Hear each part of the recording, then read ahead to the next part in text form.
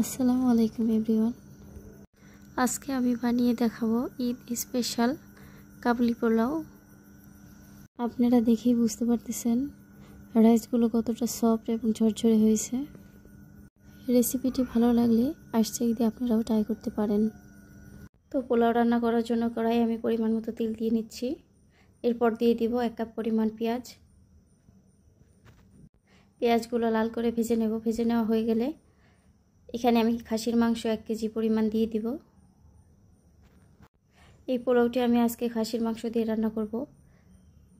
দিয়ে দিচ্ছি 6-7টা এলাচ, লবণ 1 চা চামচ পরিমাণ, আদা রসুন বাটা 2 চা চামচ পরিমাণ, গোলমরিচের গুঁড়া 1.5 চা চামচ পরিমাণ, দিয়ে দিব জিরা গুঁড়া 1 চা চামচ পরিমাণ,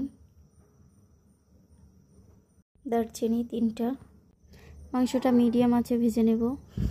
এবার মাংসের সাথে অ্যাড করে দেব গরম পানি, এতে মাংসগুলো তাড়াতাড়ি সিদ্ধ হয়ে যাবে।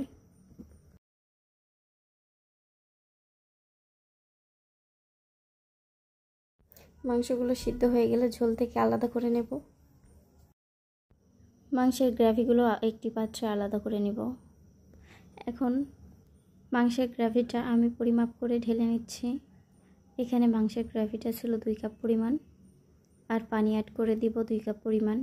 যেহেতু আমার চাল আছে 2 কাপ পরিমাণ, সেক্ষেত্রে আমি 4 কাপ পরিমাণ পানি অ্যাড করে দেব।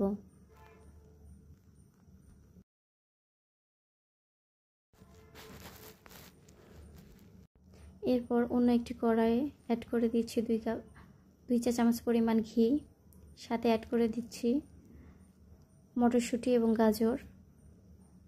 এগুলো আমি ভালো মতো ভেজে নেব। এরপর অ্যাড করে দিচ্ছি কিশমিশ।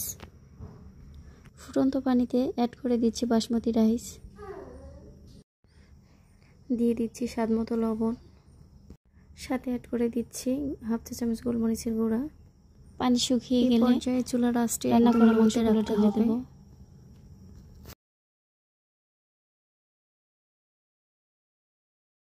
হালকা একটু নেড়েচেড়ে ভেজে রাখা উপকরণটি ঢেলে দেব।